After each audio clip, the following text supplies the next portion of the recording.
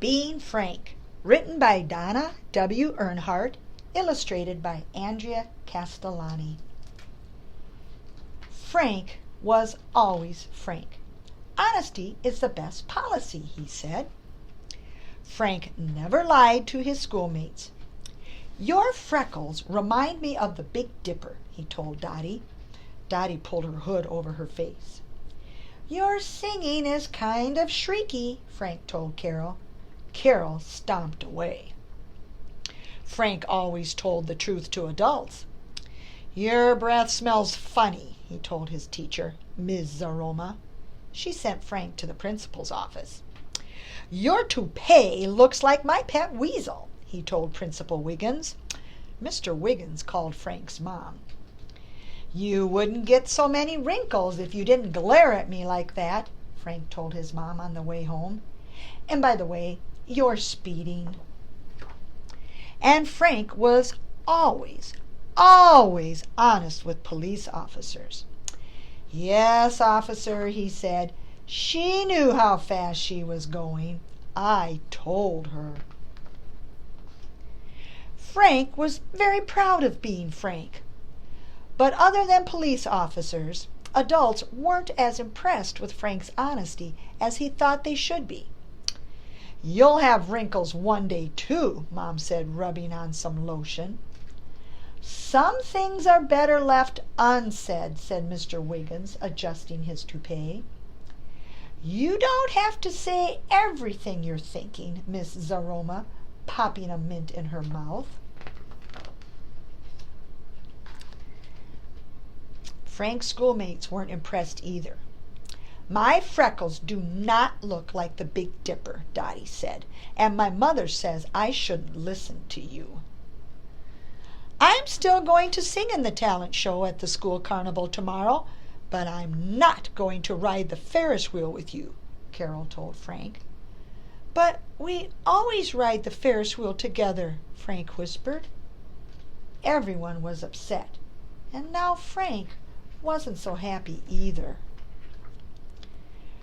Frank clipped his toenails and alphabetized his bug collection, but he didn't feel any better, so he walked down the block to Grandpa's house.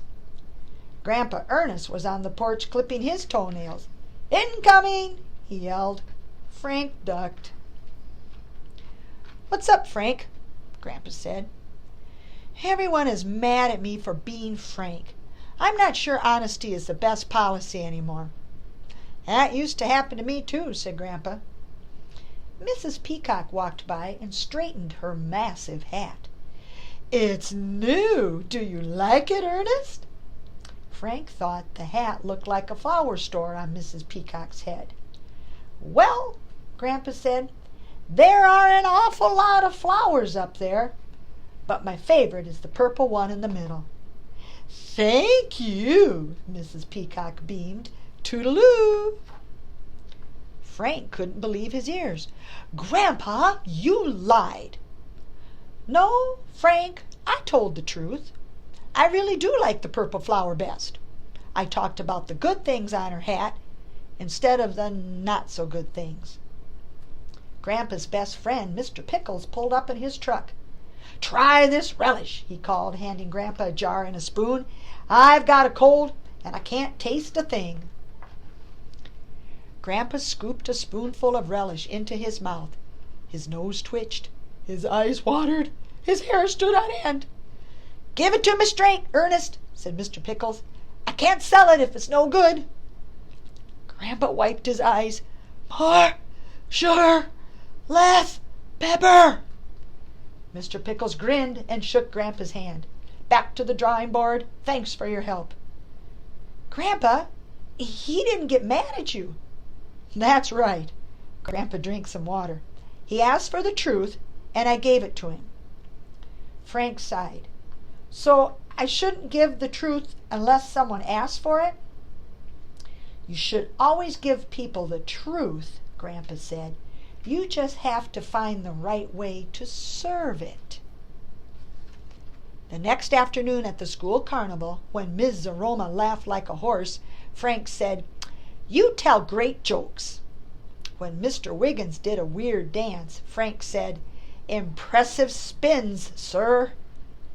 When Frank saw Dottie, he said, "I like dots better than squares." And when Carol sang, Frank said, "You sure can hit those high notes." Carol smiled at Frank.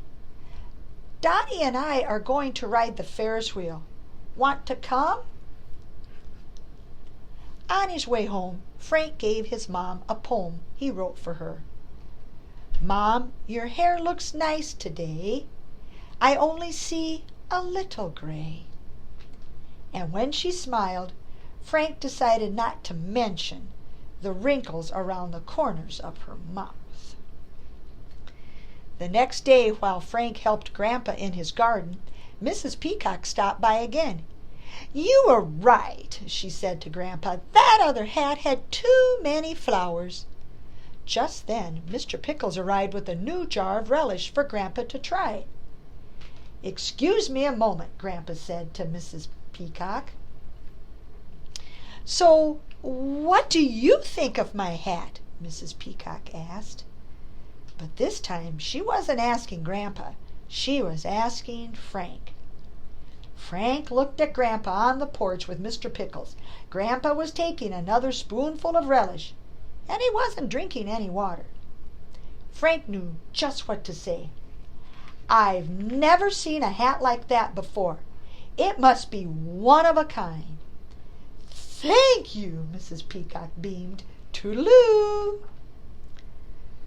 "So how is it being Frank today?" Grandpa asked.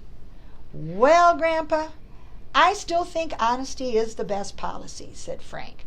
"But now I know it's best served with more sugar and less pepper."